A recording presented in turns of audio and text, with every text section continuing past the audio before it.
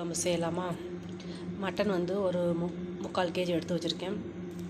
தாளிக்க எண்ணெய், கடுகு, அப்புறம் வந்து தனியா ஒரு 2 ஸ்பூனு, மிளகா பொடி ஒரு ஸ்பூனு, 1/4 ஸ்பூனு, மஞ்சத்தூள், சின்ன வெங்காயம் உரித்து நறுக்கி வச்சுருக்கேன்.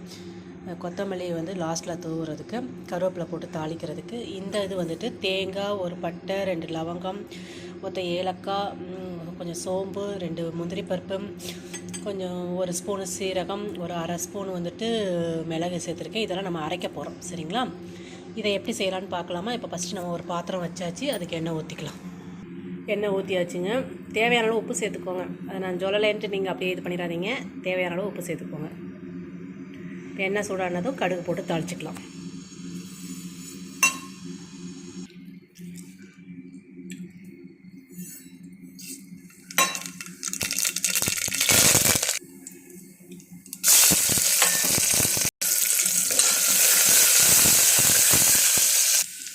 வெங்காயம் நல்லா வதங்கிடுச்சு.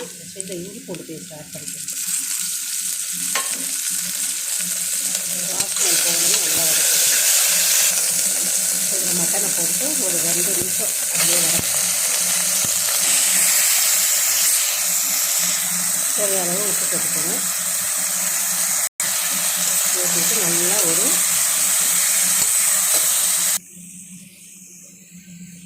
மசாலாவை ஆட் பண்ணிடலாம். மசாலா போட்டு நல்லா கிளறி விட்டாச்சு. இந்த மசாலாவோட ஒரு 5-6 வெங்காயம் சேர்த்து அரைக்க போகிறோம். இப்போ நம்ம அரைச்சிட்டு வந்தாச்சு. இதையும் சேர்த்து கொஞ்சம் தேவையான தண்ணி சேர்த்து குக்கர் போட்டு நம்ம மூடி வச்சு மட்டனை வேக வைக்க போகிறோம், சரிங்களா?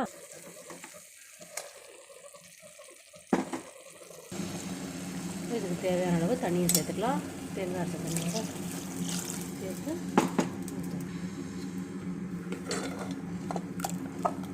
இதை இப்போ ஒரு 4-5 சவுண்டுக்கு குக்கர் மூடி போட்டு வச்சிடலாம், சரிங்களா?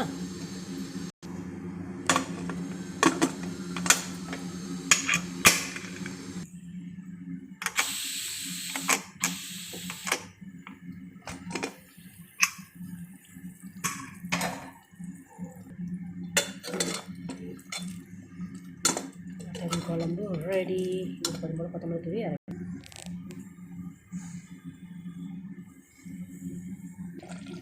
அவ்வளோதாங்க. மட்டன் குழம்பு ரெடிங்க. இந்த மாதிரி செஞ்சு பார்த்துட்டு எப்படி இருக்குன்னு சொல்லுங்கள். தேங்க்யூ.